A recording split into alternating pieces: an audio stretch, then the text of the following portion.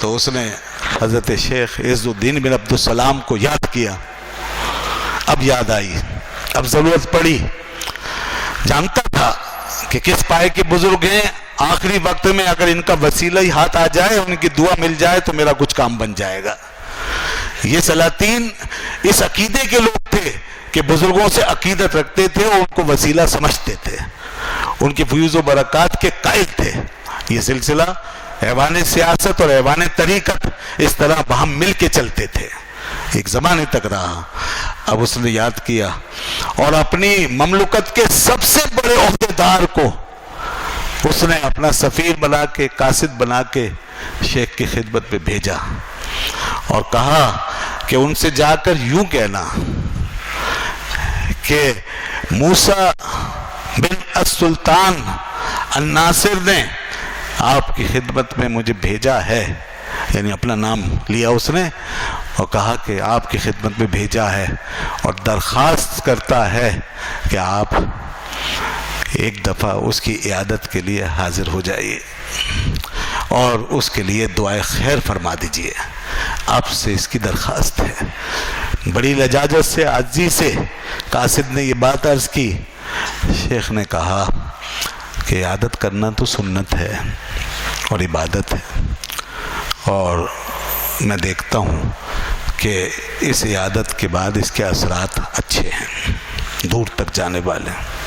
چلیے آپ پہنچے. سلطان اتنا خوش ہوا کہ اس کی خوشی تھامے نہیں تھمتی تھی. اس نے شیخ کو بڑے پرتپاک طریقے سے ریسیو کیا، شاندار استقبال کیا.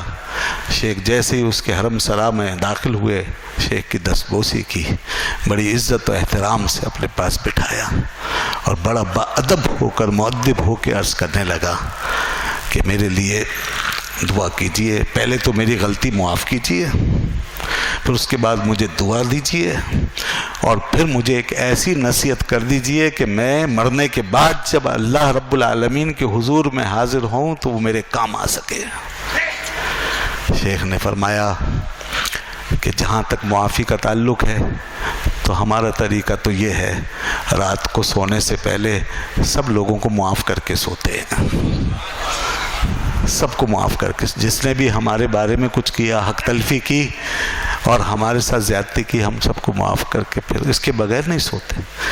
رات اس سے پہلے نیند نہیں آتی جب تک سب کے میرے سارے مواخذے، مطالبے سب ان سے میں دستبردار نہ ہو جاؤں. دوسری بات، جہاں تک آپ کے دعا کا تعلق ہے تو دعا ہر وقت میں کرتا ہوں آپ کے لیے، مسلمانوں کے لیے، اس امت کے لیے، آپ کی مملکت کے لیے. میں ہر وقت دعا گو ہوں. اللہ آپ کے ساتھ خیر فرمائے، بھلائی فرمائے. اور یہ جو تیسری بات آپ کی نصیحت کی بات ہے، تو نصیحت کے حوالے سے میں آپ سے یہ کہوں گا. اب دیکھیے ذرا میری وہ بات سامنے رکھیے گا کہ تبلیغ کا فرض پورا کرتے ہوئے کس طرح سارے حالات پہ نظر ہے. یہ ایک عالم حق کی روشن ضمیری دیکھیے، اس کی وسعت نظر دیکھیے. فرمانے لگے اس وقت آپ کی فوجیں مصر کے مقابلے میں کھڑی ہیں، آپ کے بھائی کی وہاں حکومت ہے، آپ کا اس کا آپس میں مخاصمت ہے، آپ کی اس کی مخاصمت، آپ کی فوجیں وہاں، آپ کی تیاری ساری وہاں لگی ہے. دوسری طرف اسلام کی سرحدوں پر تاتاری منڈلا رہے ہیں، دوسری سرحد پہ تاتاری منڈلا رہے ہیں. ان کا خوف و دھڑکا لگا ہوا ہے، کبھی بھی وہ داخل ہو کے ہمیں نیست و نابود کر سکتے ہیں، مسلمانوں کو صفحستی سے مٹا سکتے ہیں. ایک ظالم قوم، اسلام کی دشمن قوم. تو میں آپ سے یہ کہوں گا کہ آپ اس آخری وقت میں اپنے بھائی سے قطع تعلق کرنے کے بجائے اور مسلمانوں کو آپس پہ لڑانے کے بجائے وہاں سے فوجیں بلوائیے اور دشمنان اسلام کا مقابلہ کیجیے اور تاتاری لشکروں سے اس ملک اور اس ملت کو بچائیے. بادشاہ نے کہا آپ نے بہت اچھا کیا، بر وقت مجھے یہ بات کر کے، نصیحت کر کے مجھے تنبیہ ہوئی، بہت شکریہ آپ کا. میں ابھی اس کا انتظام کرتا ہوں. فوراً بلوایا لوگوں کو، وزیروں کو، اور کہا کہ فوراً فوجیں ہٹواؤ اور ادھر تاتاریوں کے سامنے ان کو کھڑا کرو. فوجیں ہٹ گئیں مصر کی سرحدوں سے. اس کے بعد مزید اس نے کہا مجھے اور نصیحت کیجیے.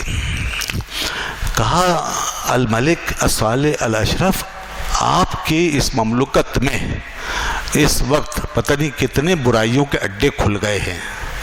آپ یہاں پڑے ہیں اور آپ کے وزراء، عمال، گورنرز، کوئی شراب خانوں میں بیٹھا ہے، شراب خانے چلاتا ہے، کوئی عیاشیاں کرتا ہے، کوئی ظلم کرتا ہے، کوئی زیادتی کرتا ہے. یہ سب کچھ کیوں ہو رہا ہے؟ لہذا آپ اس کی اصلاح کیجئے اور یہ سب ختم کروائیے، برائی کے یہ سارے سلسلے ختم کروائیے. مسلمانوں کو ان کا حقیقی ماحول دیجئے، لوگوں کی تربیت کریں، تعلیم پہ توجہ دیں، علم پہ توجہ دیں، برائیوں کا خاتمہ کریں، شراب خانے بند کروائیں. اچھا، یہ شراب خانے اور اس طرح کی چیزیں صرف ایک بڑے محدود حلقے میں ہی ہوتی تھی اس زمانے میں. آج کے دور پہ قیاس مت کیجئے گا. آج تو جو کچھ ہو رہا ہے بہت ہی خراب صورتحال ہے. اس طرح کی برائیاں نہیں تھی عوام میں، لوگوں میں.